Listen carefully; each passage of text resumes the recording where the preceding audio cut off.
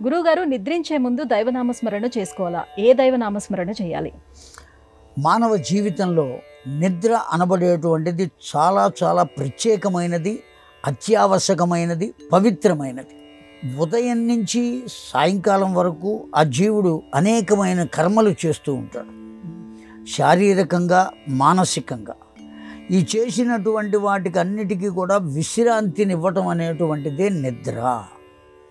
ఆ నిద్ర ద్వారా అనేకములైనటువంటి వసతులను ఆ శరీరం పొందుతుంది, మనస్సు కూడా పొందుతుంది. కనుక ఆ పొందేటువంటి ఆ ప్రశాంతత, ఆ పొందేటువంటి విశ్రాంతి, ఈ రెండు కూడా మంచిగా ఉండాలి అంటే భగవంతుణ్ణి మనం ప్రార్థించాలి. ప్రార్థించకపోతే ఆ నిద్ర కూడా సక్రమంగా ఉండేటువంటి అవకాశం లేదు. రెండవది, చండీ సప్తశతి అనే గ్రంథంలో ఆ అమ్మవారి యొక్క మంత్రములలో యా దేవి సర్వభూతేషు నిద్రారూపేణ సంస్థిత నమస్తస్యై నమస్తస్యై నమస్తస్యై నమో నమః అని ఉన్నది మంత్రం. యా దేవి సర్వభూతేషు నిద్రారూపేణ సంస్థిత. సర్వభూతేషు, లోకంలో ఉండేటువంటి భూమి మీద ఉండేటువంటి పిపీలికాది బ్రహ్మ పర్యంతం అన్ని జీవరాశులకు నిద్ర పడుతున్నది అంటే అమ్మవారి అనుగ్రహం ఉంటేనే నిద్ర పడుతుంది, లేకపోతే పట్టదు. కనుక నిద్ర యొక్క స్వరూపం కూడా ఎవరు? అమ్మవారే. నిద్రారూపేణ సంస్థిత అని చెప్పారు. ఆ అమ్మవారి అనుగ్రహం చేతనే నిద్ర పడుతుంది. లేకపోతే అతడు ఎంత ధనవంతుడైనా, ఎటువంటి వాడైనా, ఎంత విద్యావంతుడైనా వాడికి నిద్ర పట్టదు. ఆ యూఫోమ్ బెడ్ మీద పడుకున్నా దొర్లుతూ ఉంటాడు తప్ప నిద్ర పట్టదు.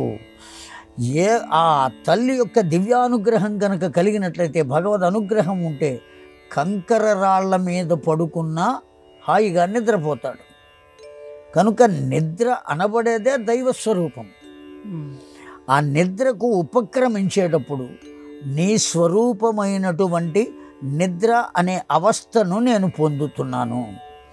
ఈ నిద్రకు మరల నేను లేచేంత వరకు ఏ అవాంతరం కలగకుండా చూడవయ్యా. ఆ నిద్ర పరిపూర్ణమైన తరువాత నన్ను నిద్ర నుండి మరల మేలుకొలపవయ్యా అని భగవంతుణ్ణి ప్రార్థించాలి. ప్రార్థించకుండా పడుకునేటువంటి అవకాశం లేదు. భగవంతుణ్ణి ప్రార్థించకుండా నిదుర లేచేటువంటి అవకాశం కూడా లేదు. తప్పనిసరిగా చేసి తీరవలే అని శాస్త్రం చెబుతున్నటువంటి మాట. ఏ దేవుణ్ణి ప్రార్థించాలి అంటే ఎవరికి ఇష్టమైన భగవంతుని వారు ప్రార్థించవచ్చు. ఆ ప్రార్థించేటప్పుడు మాత్రం ఈ మాట చెప్పుకోవాలి: నీ స్వరూపమైన నిద్ర అనబడే అవస్థను నేను పొందుతున్నా, దానికి ఉపక్రమిస్తున్నా. ఆ నిద్రలో ఏ విధమైన దుస్వప్నములు ఇటువంటివేవి రాకుండా నా నిద్రను ప్రశాంతంగా గడిపేటట్టుగా చూడవయ్యా, అనుగ్రహించవయ్యా అని భగవంతుణ్ణి ప్రార్థించాలి. ప్రార్థించి గనక మనం నిద్రకు ఉపక్రమించినట్లయితే దానివల్ల ఏమవుతుందంటే, ఉదయం నుంచి సాయంకాలం దాకా మన మనస్సులో ఉండేటువంటి అనేకములైన విషయ వాసనలు ఏవైతే ఉన్నాయో ఆ భగవంతుణ్ణి తెచ్చి మనసులో పెట్టుకునేటప్పటికి ఇవన్నీ ఏమవుతాయి? పక్కకు పెడతాయి. మొత్తం అన్నీ పక్కకు పెడతాయి. ఎప్పుడైతే పక్కకు వెళ్ళాయో మనస్సు ప్రశాంతంగా ఉంటుంది. లేకపోతే ఈ విషయాలన్నీ లోపల ఉన్నట్లయితే ఆ విషయాలే మనకు ఏమిగా దర్శనమిస్తాయి అంటే స్వప్నముగా దర్శనమిస్తాయి.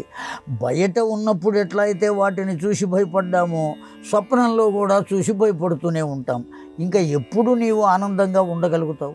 అందువల్ల మానవులందరూ తప్పనిసరిగా వీరు వారు అనేటువంటి తేడా లేకుండా చిన్నతనం నుంచి కూడా నిదురలోకి వెడుతున్నాడు అంటే ఒక్కసారి అలా కూర్చుని, మంచం మీదే కూర్చుని భగవంతుణ్ణి ప్రార్థించి అప్పుడు నిద్రకు ఉపక్రమించడం అనేటువంటిది శాస్త్రం చెప్పిన విషయం, ధర్మం. కనుక తప్పకుండా ఆచరించి తీరవలసింది.